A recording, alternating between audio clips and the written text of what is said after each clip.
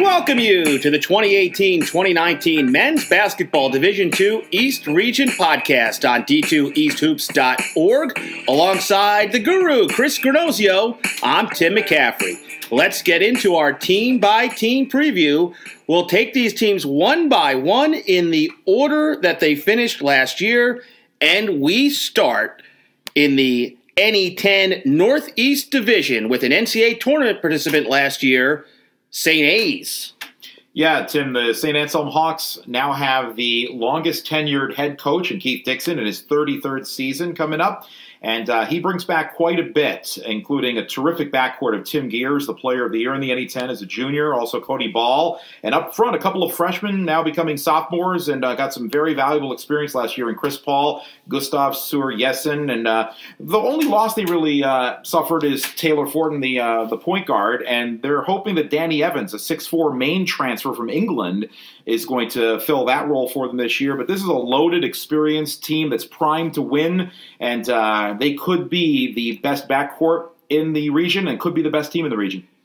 An NCAA regional semifinalist a year ago, the Merrimack Warriors in their final season of Division II, but they are a team to contend with in the NE10. Yeah, they'll be joining the Northeast Conference next year along with old rival Bryant. And right now, Joey Gallo's team has a very formidable 1-2 punch in the backcourt of Javaris Hayes and also Jaleel Lord, and they also have Ryan Bolter, who is 2 points away from 1,000 for his career.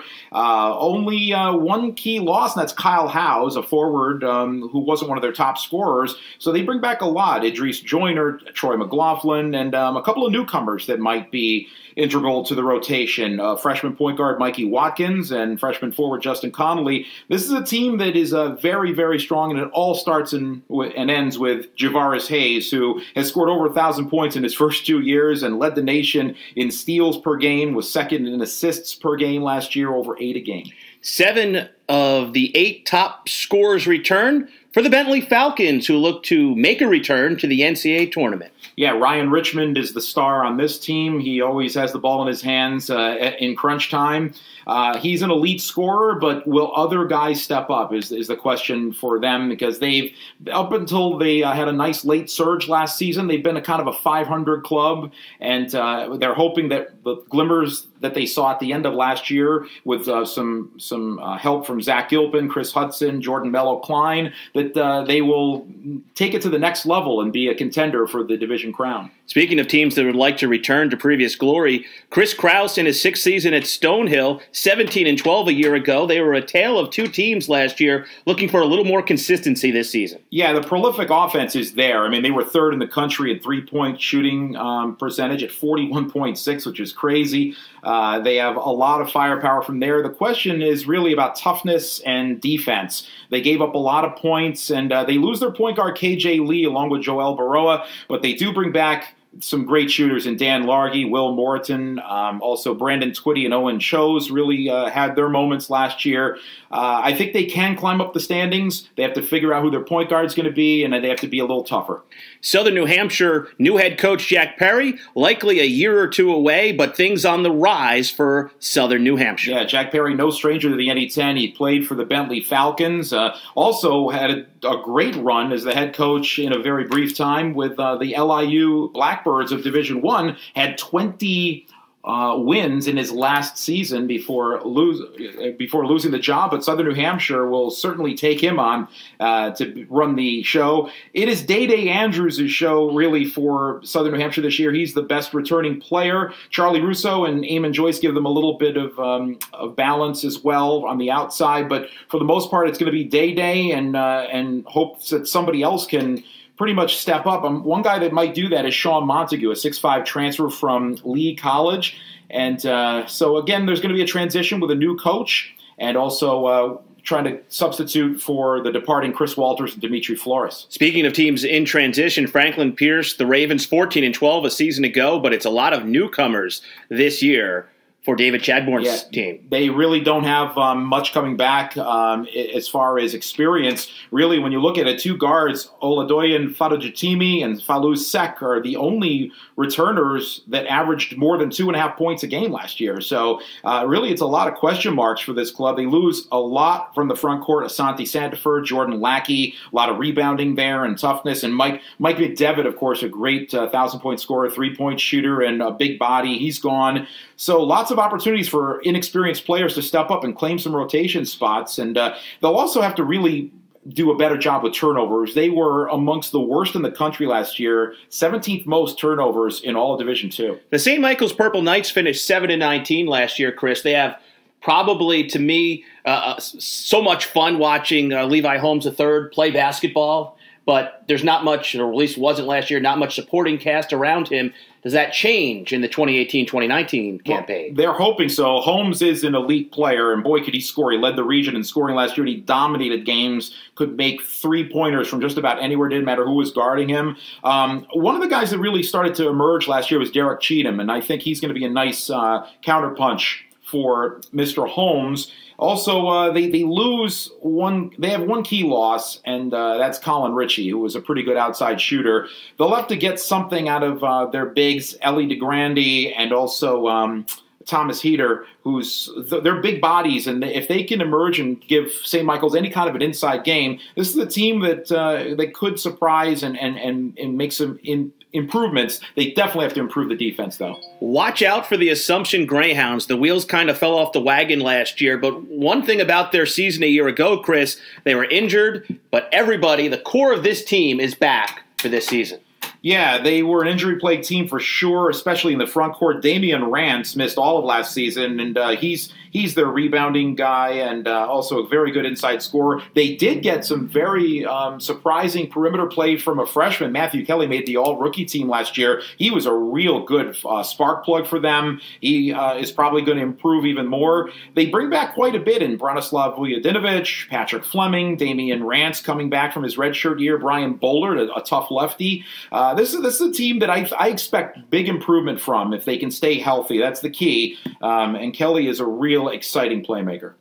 We stick in the NE10, but we transition to the Southwest Division, and once again, we're taking these teams in the order they finished last season. We start with the Lemoyne Dolphins, the Elite Eight team from a year ago, 27-7, 18-2.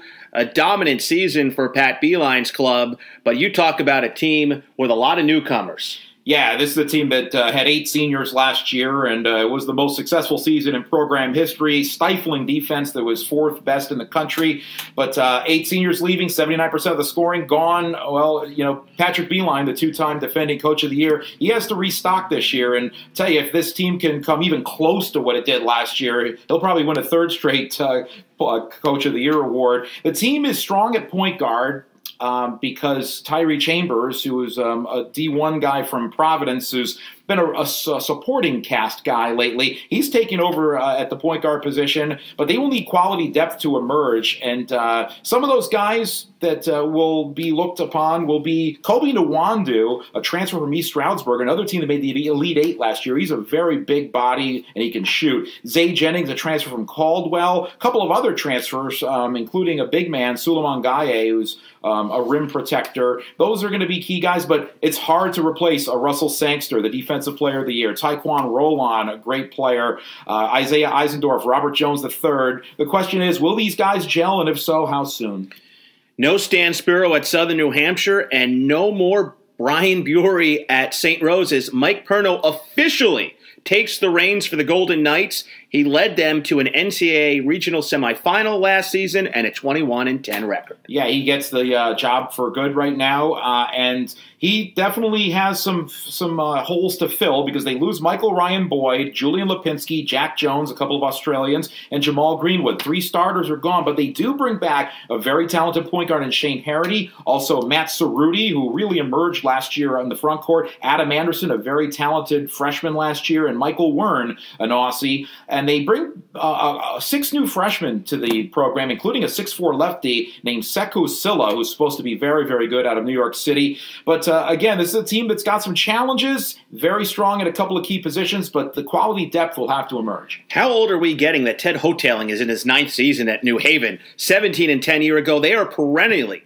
in the mix to make the NCAA tournament, but I think this is the year where they can cross over, Chris. Yeah, they could. And you mentioned Ted Hoteling. I think he's like 3rd or 4th longest tenured coach now in the NE10. It seems like just yesterday he started. The big question for them is how do they replace Danny Upchurch? He's the point guard from the last couple of years, and the ball was always in his hands, and the team really just went on his leadership.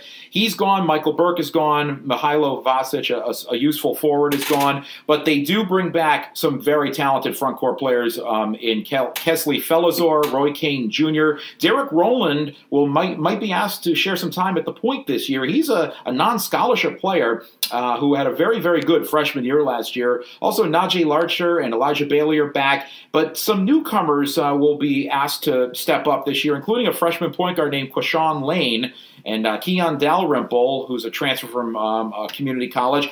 So there's a transition undergoing at New Haven, and guard play will determine the outcomes this year, how quickly these guys can step up to the plate with the front court already set. Across town, Southern Connecticut State Owls, 16-12 a year ago. Scott Burrell in his 4th season. They've been consistently, steadily, slowly moving downhill since his arrival, but this could be the year that they turn it around. I think this is a team that's primed to win the division right now. I think they have a healthy mix of solid returners, impact transfers, and a freshman that I think the Owls are the team to beat on paper in this division right now. So a return to the NCAAs may be in the offing. They bring back Isaiah McLeod, Joey Wallace, also the Rookie of the Year in Ulian Coleman, also Luke Beasley and Taurus Adams, giving them some muscle up front. Isaac Grant is a very noteworthy newcomer. He's a transfer from Queens College, a very good player. And they have a couple of transfers, one from Iona, one from Rider, who I think could really help this team. I think Southern Connecticut's a team to watch. If you listen to our podcasts, and we know that you do, you know that Chris Granozio picked 6 of the 8 NCAA tournament teams last season. But one that he picked that finished 11-18, where the Adelphi Panthers, probably the most disappointing team in the region, at least in our minds. Dave Duke returns for his 4th season, and Chris, can Adelphi get back to where they have been in the past? If so, they need a lot of new players to step up and be very good early on and carry them through the season, because this team only brings back 4 players from last year's roster, and they're good for Jack Laffey, Austin Beach, Connor McGinnis, a terrific point guard, and Nick Cambio. But they have a lot of newcomers here, including some transfers, Oswald Parker, he and also a couple of transfers from Broward Community College, and a transfer from Erie Community College. They lose Michael Coffey, Terrell Martin Garcia, Tavon Ginyard, who transferred to Dominican, and the defense was very spotty last year. They gave up a lot of points, and they were very, very bad in close games, 3-9 in games decided by 2 possessions or fewer. So they really have to get an identity this year, and they can score. At least the guys coming back can score. Can they defend, and can these guys work together as a team? In Andy Burkholder's 1st season at American International College, he led his program to a host of the regional. But in his 4th season, he comes off of 2 consecutive 11-17 campaigns. Do the Yellow Jackets contend this year? I think they do. I think this is my dark horse team. They're my sleeper pick in the NE10. This is a team that brings back a lot of young players that gained a lot of valuable experience last year, like Zion Golding, also Robert Durant, Adonis Williams, Zakiah Owens is in the mix as well. They bring back some They bring in some new players like Bonnie Terzic, a 6'5 transfer from Hartford, and also a Northern Virginia Community College transfer named Trevon Hyatt. They only lose to Liv Swan, and these guys, if you saw them play last year, they were in a lot of close games, had some trouble scoring. If they can find a way to score, I think their defense and their size, they don't have a lot of real tall guys, but they have big guys and very athletically intimidating guys. This is a club that I would look to make vast improvement this year. Chris, you and I often talk in our rides around the region that over in Pleasantville, that is a sleeping giant. Matt Healing now in his 4th season comes off in an 8-20 year. The pace setters have struggled, and they do have a couple returners coming back, but they also have a noteworthy newcomer. Yeah, that newcomer being Tyrone Cohen, a transfer guard from Broward College, who is expected to get some time for them this year. The key returners, and there are many, include Peyton Weinert, a very good forward, Brandon Jacobs in the backcourt, Greg Polion, Austin Gilbertson. They only lose Vinny D'Alessandro, who transferred to Holy Family, and Kevin Smith amongst their major losses. And I think this team, you got a lot of double-digit scorers coming back, all four of them really, and they have experience, and this team should be a lot more stable going into the year, and they were competitive in a lot of games. So I give Pace a really good shot to improve here and climb up the ladder. And that'll do it for the Northeast 10. When we come back, we will talk to you about the East Coast Conference. We're going to catch our breath in just a few seconds. You will hear us talk about the ECC. That's coming up right here on D2EastHoops.org. Well, we welcome you back to D2EastHoops.org. And Chris, we continue this time in the ECC, where a year ago, Bridgeport was in the mix to get to an NCAA tournament. And this year, we think they're going to be in that mix again. Well, they always seem to be under Mike Ruan, the coach of the year last year in the ECC and in his 19th season overall. The P-Knights ranked second in the nation in steals last year, and they returned a good chunk of last year's deep roster. 12 men played in the regular rotation, at least 25 minutes per game. So Mike Ruan definitely spread the wealth. There are 5 new faces, and one of those is a 6'4 swingman, John Middleton, a transfer from Palm Beach State Community College. He will add some added depth to this team, and you got a lot coming back from last year. Devon Trumbo, Hasham Abbas, Vakas Iqbal, Bakari Kamara, just some of the names. Only Sam Joseph, a first-team All-Conference, is a major loss. We're taking these teams in the order they finished last year, and the St. Thomas Aquinas Spartans, 26-7, ECC tournament champions, NCAA bid, Tobin Anderson in his 6th season. He's been in the mix for several Division I opportunities, but he's back at Stack for another year. Yes, he is, and he has a team in progress right now because a lot of newcomers dot this roster. They lose the best player in the region, in my opinion, last year in Justin Reyes. He's now been drafted in the G League of the NBA and in the second round, no less. And he'll leave a big hole. Also, they lose some other big-time players in Shaq McFarland, James Mitchell, Jules DeCourtney, guys that helped them win a regional 2 years ago. The only guys they return that have really significant experience are Cameron Morrell, Jamar Sudan, and Zach Zwinicki. So it's going to be a team that will have a lot of new faces trying to jump up, but the running and pressing style that they have is still going to be in place. I expect this team to still be contending. Here's a team that will be contending. The Damon Wildcats, 22-8 last season. They will play with a chip on their shoulder. They think they deserved an NCAA tournament bid last year. Mike McDonald in his 5th season. Yeah, you can make a case that they did belong in the field last year, but that is motivation for them this year. 22 wins last year, and for the first time ever, the Damon Wildcats are preseason ranked in the D2 Bulletin poll and at number 22. And on paper, this is the team to beat in the ECC. They bring back the top 6 scorers, all of whom average at least 9.6 points a game. They also bring in 2 talented red shirts, a skilled big man in Andrew Sisko, who was the rookie of the year last year and the focal point of the offense. This is a program that I think is on the rise. Mike McDonald's doing a great job with them. They lose nobody, really, from last year's team, and getting back those red shirts, Nick Petroselli and Quinn Lee Yaw, will really help the balance. We could do a separate podcast on the LIU Post Pioneers, 11-18 a year ago, Tim McCaffrey alongside Chris Granozio. We might be able to break the starting lineup of this team if you listen to Eric Smiles, because he has lost everybody because everybody is leaving. Just about, and this is a very, very, a very terrible thing that's happened to all of the athletes across the board at LIU Post, and they're going to be a team that's going to be pretty much walk-ons and non-scholarship players unless there are a couple of holdovers. But this is a team that's going to have a hard time winning just one game this year. It's a very sad thing, and we feel for Eric Smiles and for all the coaches and all the student athletes at LIU Post. There's not much that can be said here. It's just a very sad situation. And just to clarify for our listening audience, the LIU Post men's basketball team and women's basketball team, along with many of the other sports, they have merged with LIU Brooklyn. And if LIU Post if LIU Brooklyn has the team, everybody at LIU Post is essentially out of a job. So there are a couple of exceptions. The LIU Post football team will be intact. The LIU Post women's lacrosse team will be intact. But because there is basketball at LIU Brooklyn, all of these players need to find other places to play. Yeah, they could walk on if they want, but many of them have already chosen to transfer out. And it's, again, a very regrettable situation. We continue with the Malloy Lions and Charlie Marquardt in his 24th year. 9-21 a season ago, but this is always a team that you don't want to play down the stretch. Yeah, they lose nobody from last year's team. They had a lot of young kids last season, and I think this is a team that, even though they won half as many games last year as they did the year before when they almost made the NCAAs, this is a team that I think is definitely on the rise again.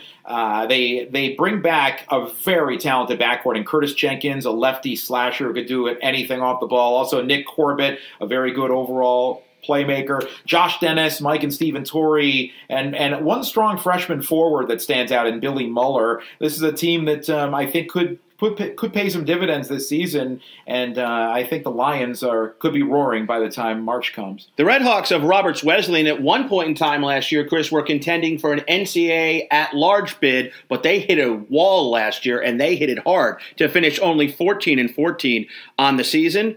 A lot of new players and a new coach. Yeah, Mark Saladzius takes over the longtime assistant under Mike McCoy, who is stepping down this year. We should also say that even though, they had a bad end to last season, I think they lost their last 6 games, this was still a remarkable turnaround last year for them. They were the most improved team in the region, going from 3 wins to 14, and they were very, very tough. Guys like Gene Toussaint down low as the best pivot, I think, of all the big men in the region. Also Michael Bush in the backcourt, Isaiah Lewis, Justin Vaughn, Peyton McLaurin. These are all guys that come back. They lose Manny Joseph, who's a pretty solid player, but 8 new kids and 2 return redshirting freshmen will be added to the mix. But I like this team. I think that they could add or move on from last year's 14 wins and go a little further. That 6-game losing streak was the only thing that prevented their first winning season since joining the NCAA Division II. I think this team is trending up. We continue on D2EastHoops.org. Tim McCaffrey alongside Chris Granozio with a Queens College team that a year ago was 9-16. Matt Collier enters his 3rd season. Chris, do the Queens Knights have what it takes to get into the ECC tournament? Well, they sure could. Collier will have to press the reset button because 3 double-digit scorers from last year have departed, most notably Isaac Grant, who transferred to Southern Connecticut, Simon Green and Tyrone Hall, the others. But 7 newcomers and join the roster, and including 4 freshmen. And if any of them can step up and become impact players, then the transition will be a little smoother. Key returners will be Tyrese Crosdale, Elijah Bovell, a very good shooter, Dwayne Henry, and Kevin Barone. And I think the transfer guard from Hofstra, Jerome Brown, might be just the answer that Matt Collier is looking for another scorer. Mercy, 10-19 a season ago. They had a couple of key losses, also a key transfer coming in. Mercy's another team that played tough, especially at home. But, Chris, can they get over the hump? Well, it's going to be tough, especially when they don't quite have a home until their new gym is built. They're still playing in different locations, and that's kind of hard. But they did compete, as you said, and one of the reasons why was Daquan Richards, who was a terrific inside-outside big man, but he's gone. Also, Marco Kozel, Kelvin Howard, and Chris Myers depart, but they do bring back Sal Barbetto, a point guard who can score. Also, Brian Griffin, a couple other players. And among their noteworthy newcomers is Twain Anderson Jr., a grad student transfer from Merrimack who was part of an NCAA tournament team the last couple of years. So that can only help with the culture and the environment there, bringing in a guy that's had a taste of really good success at D2. The outlook for this team is that with 3 of the 4 starters gone, this sneaky competitive team is really one of those clubs that could hang around in the middle of the pack and maybe knock off a team or 2 at the top. But they will need a little consistency, and Michael Mushko, the second-year coach, has got to find a blend that works. To me, one of the 3 most disappointing teams in the region last year was UDC. We saw them, Chris, in person, lead a top 10 program in the nation, West Liberty, midway through the first half before the wheels fell off their cart. UDC at 7-20 last year just didn't seem right. Mike Riley in his 5th season, can he turn it around there? A lot of talent on last year's team, but it just didn't mesh for whatever reason, and they're gonna change it around again. Their win total was slashed in half, and 8 transfers and a freshman on this year's roster make it another team that'll have to kind of learn on the fly, but they do bring back some very talented players. Danny Shand, who might be the quickest man in the region, a very, very good little guard. Also, Quadir Truesdale and Kevin Cox, a big who can shoot from the outside. They bring in a newcomer, and Aaron Smith, a transfer forward from Rutgers. So Mike Riley's hoping that maybe the combination this year will work in the turnaround, unlike last year. The New York Institute of Technology Bears were 5-25 last season. Kevin Hamilton in his second year. There's plenty of H2O on this team, Chris. Yes, because their top returning players are Jeffrey Hayden and Kieran Hamilton, the coach's son. Hayden is one of the best all-around players, great scorer, great rebounder, might be the best offensive rebounder in the region. Hamilton is a three-point threat wherever he is on the floor and can shoot from anywhere.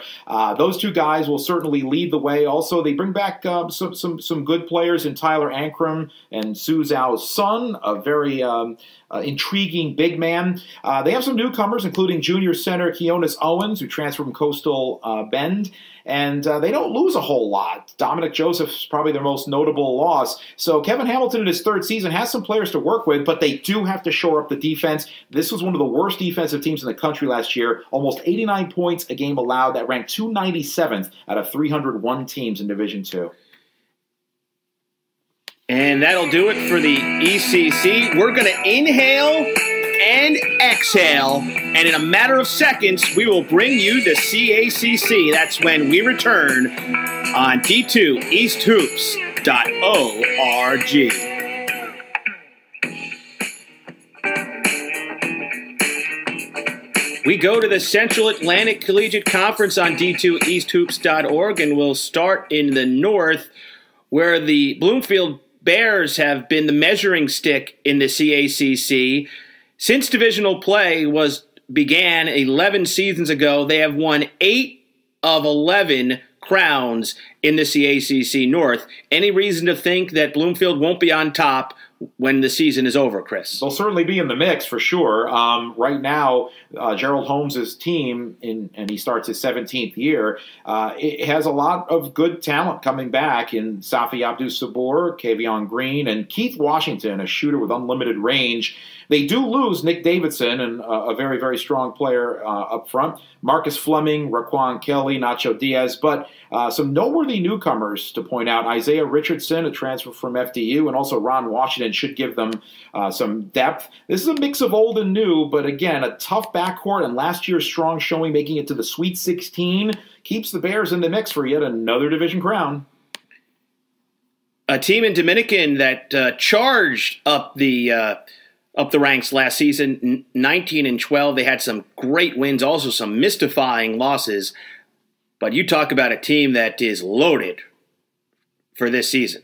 Yeah, Dominican Chargers under Joe Clinton in his 28th year have everything that they need right now to make the NCAA tournament. The top 5 scorers from a 19-win team return. They also get a great pickup, a transfer from Adelphi, Tavon Ginyard, who, like his older brother, Khalif Ginyard, is now going to don the Chargers uniform. Also, JUCO transfer forward Jason Kopman is going to be a big to watch out for down low. This is a team that loses only one guy in Travis Cook, really, and they bring back a great first-team all-conference guard in Daniel Grant. Sayon Charles is back, Ian Gardner, DJ Rodwell, Michael Richardson. The top 5 are back, and no reason to think the Chargers can't make a strong push to March. Mark Carino, the second winningest coach in New Jersey collegiate basketball history, leads the Cougars of Caldwell College in his 31st season. And Chris, this was a team last year I thought would be in the NCAA tournament. They disappointed me at 16-13, but it's a team that has a lot of really good guard play, and I like their up front players as well of Mark Carino's club. Yeah, they bring back quite a bit here. And Vaughn Covington, Ahmad Harrison, Rude Lutterman, A.J. Kittles, Eric Johnson Alford, who I think is a guy that could be a real, a silent assassin for this team. Had some really big games at times for them.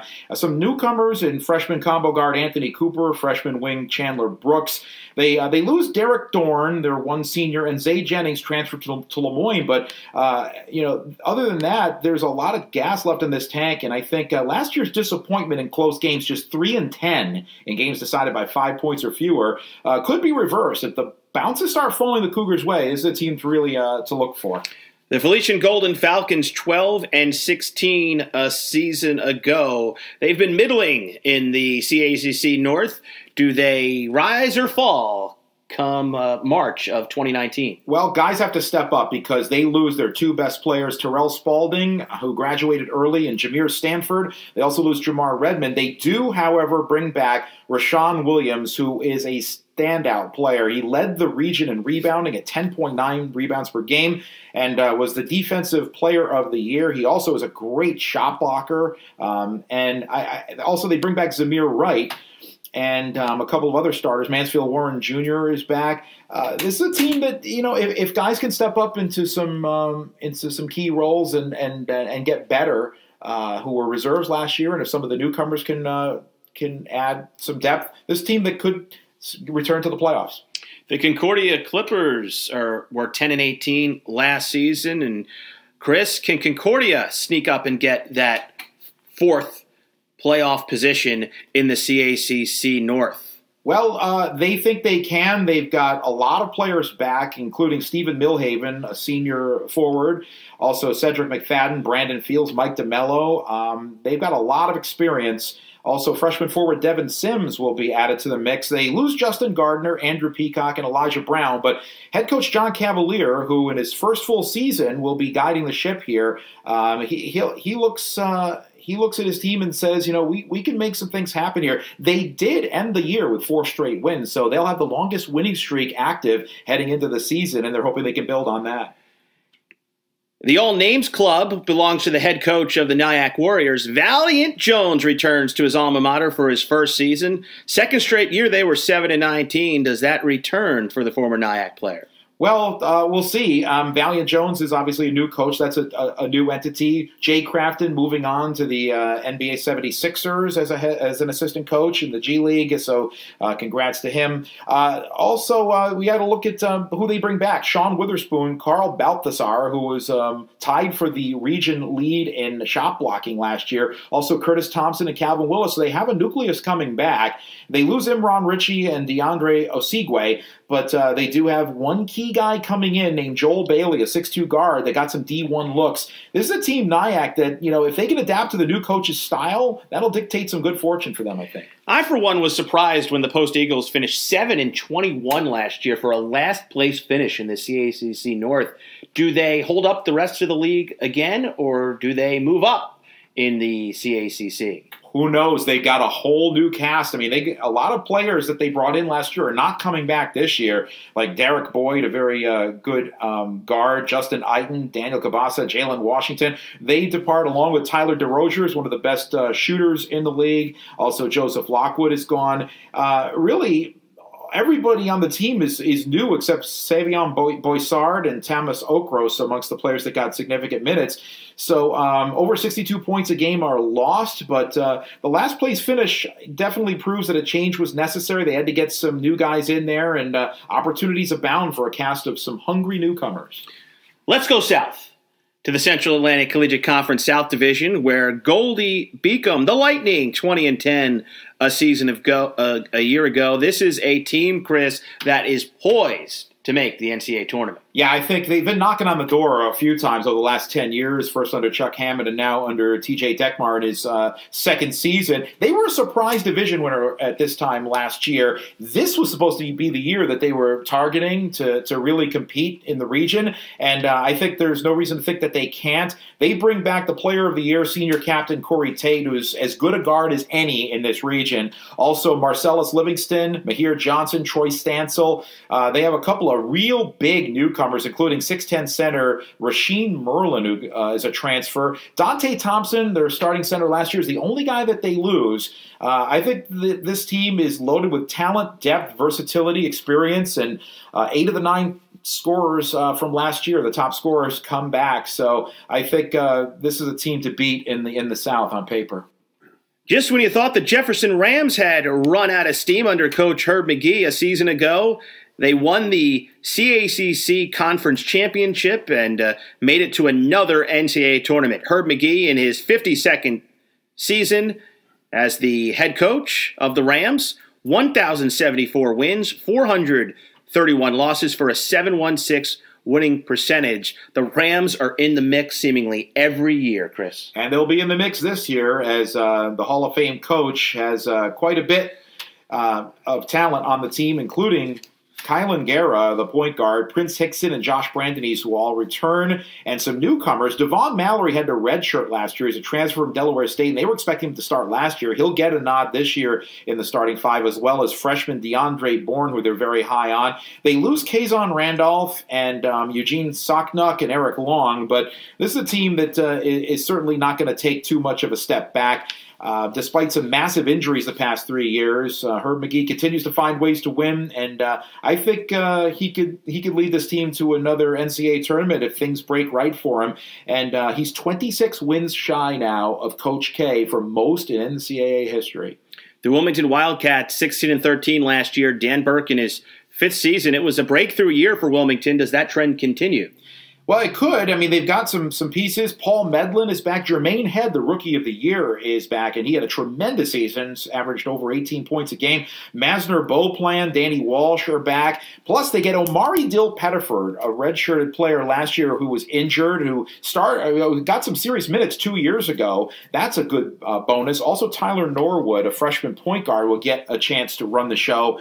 They lose Nick Richards, an all-region guard, and also Sean Church and Miles Gillette, who has moved on. But 3 of the top 4 scorers are maybe gone, but Dill Pettiford's return comes at a great time. Head is a strong young talent, and if Norwood can orchestrate the offense, a playoff berth might be in sight. For the University of Sciences Devils at 16-13, Dave Pauly in his 19th season, but this team always finds a way, Chris, under Dave Pauly, one of our favorite coaches in the region, and we see no reason that will change this year. Well, there isn't a coach in the region that works more magic than Pauly does. He says his team this year has many, but not much. In typical Pauly tongue-in-cheek fashion. He likes the players he has, but losing the 2 seniors that he did last year, Will Gregoritz up front and Flo Da Silva in the backcourt, who was the best on-the-ball defender in the region, one of the best I've ever seen, those 2 guys leave big, big holes. So the best rebounding team in the region last year, which was 9th nationally at almost 9 rebounds per game, is going to have a little bit more of a struggle in that department this year. The defense probably won't be as good. Will they be 16-13? We don't know, but some players have to step up, and amongst that cast leading the way would be Brendan Crawford, Patty Casey, Benny Torrey, and Tanner Kerr, who will get some minutes. Finally, a little bit of stability for Georgian Court. Terrence Stewart enters his 3rd season for the 5-22 a year ago Georgian Court Lions, and Chris, it's been just so difficult for this team to find their way in the CACC South. Well, this is the first time in their short history that a coach is going to be starting his 3rd season with a team. So there's something to be said about stability there. And I'm sure that after they had a really good streak in January of, I think they went 5-4 at one point, and where they got all their wins, and they were competitive and took teams like Jefferson on the road into overtime, and they were fired up on the bench. This is a team that if they can harness some of that, even though they have a lot of new players, this is a team that could make some strides upwards in the CACC South. Caleb Bowser and Sean Barksdale are your top returners. They lose Jawan Carter, the all-time leading scorer. They also lose Nikola Vujovic, who left early to play professionally. Tony Ellington Jr. also transferred out. But baby steps is the key for this team. I think they can't expect too much success early. Anything they get will be a cherry on the sundae. For the 2nd straight year, the Chestnut Hill Griffins were 5-21 overall. Jesse Balser in his 16th season at the helm. And Chris, Chestnut Hill won't be too hard-pressed for them to get more than 5 wins this season. No, I think they'll at least double that this year. This is a team that has a mix of youth and veteran bodies, and replacing Demetrius Isaac at the point is going to be probably the number one challenge for them, because Isaac was a really, really stabilizing influence to the team, really, really good player. Did last year's young supporting cast gain valuable enough experience as they step up this winter? That's the big question. They do bring back Liban All, also Tony Toplin Jr., Cartier Talford, Ed McWade, a lefty forward who was hurt part of last year. And they bring in a small forward, Trevon Pitts, who really stands out amidst 5 freshmen. I think this team moves on up in the standings, and Jesse Balser, we should also congratulate him. Not only is he the head coach, he's just been named athletic director for the Griffins. Over the last 2 seasons at Holy Family, there have been more cast changes than the second season of The Facts of Life. 4-23 a year ago for R.C. Keogh's club in his 8th season. Can Holy Family get back to hosting a regional, or at least hosting a playoff game in the CAC tournament? Well, they've had a rapid descent the last couple of years since hosting that regional, but they are showing signs that they could be coming out of their funk. They bring back Makai Bryant, who's a solid player, Jarrell Burke, also Jalen Thompson and Trey Greer, but they bring in a transfer from Pace who's a big guy who can shoot, Vinny D'Alessandro, and I think that's an intriguing addition. Also, freshman guards Demir Montague and Caron Randolph, who are local players who are very, very strong. I think R.C. Kehoe definitely has got more to work with this year. I think this is a team that the rebuild is in full effect, but I think he's got the pieces that he might be able to make some ground up in the CACC South, which has a lot of possibilities for some teams. And that'll do it for the 2018-2019 Men's Basketball Division II East Region podcast. For my broadcast partner, Chris Granozio, I'm Tim McCaffrey. Make sure you join us for more podcasts right here on D2EastHoops.org.